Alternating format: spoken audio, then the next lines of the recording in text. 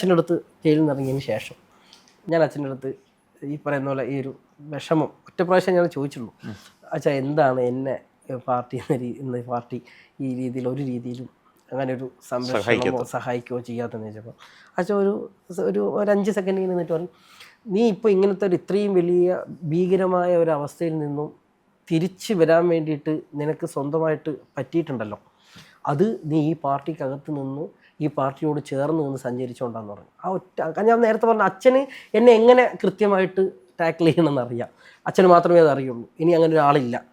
അപ്പം ഞാൻ ചിലപ്പോൾ അത്രയും വൈകാരികതയിലേക്ക് പോകുമ്പം അങ്ങനെ കാര്യങ്ങൾ ചോദിക്കാനും പറയാനും നിയന്ത്രിക്കാനും പറ്റുന്ന ഒരാൾ. അതാണ് ഇപ്പോൾ ഞാൻ അനുഭവിക്കുന്ന ഒരു വലിയ പ്രശ്നം എൻ്റെ ജീവിതത്തിൽ, അത് മാത്രമേ ഉള്ളൂ.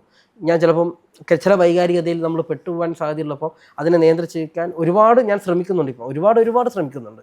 കാരണം അത്രയും അങ്ങനെയുള്ള കാര്യങ്ങൾ നമുക്ക് ചുറ്റും നടക്കുന്നുണ്ട്.